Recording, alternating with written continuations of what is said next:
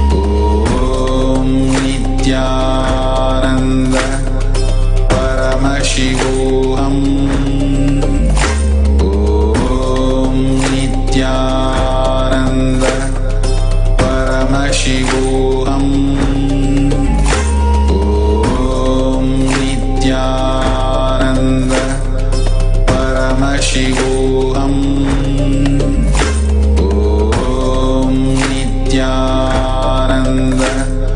Paramashivoham. Om Nithyananda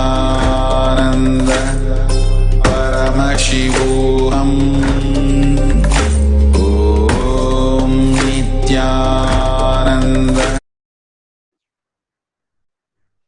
Nithyanandam, you can now verify what the sloka sutra means. Om, the Guru is consciousness, eternal, peaceful, beyond space, and stainless. He is beyond Nada Bindu Kala.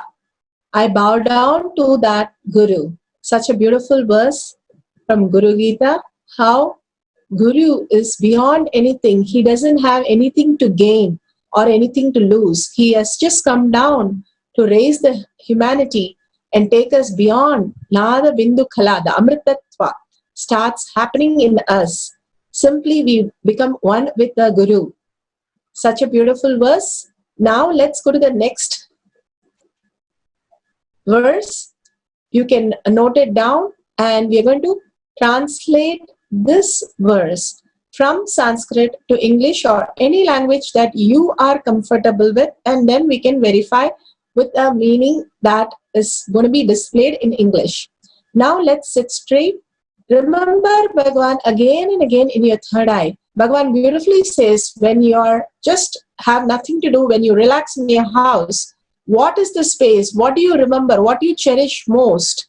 That is the original space of you. When you are able to remember Bhagavan in that moment, you cherish Bhagavan as your ultimate space and ultimate revelation and ultimate powers.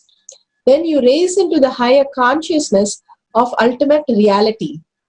Bring that space again and again and unclutch from this world which is constantly throwing hate speech on us, and that does not touch us because nothing can affect us. Nothing from outer world can affect us. We cannot be violated if we don't engage ourselves into this outer world.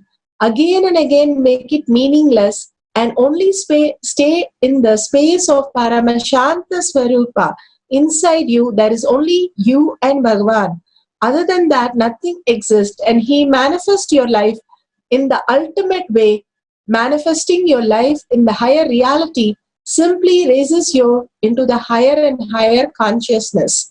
So with that cognition that Bhagavan has given, chant the Mahavakya intensely. Your whole being vibrates from your navel center, will open the higher frequency and manifest as reality.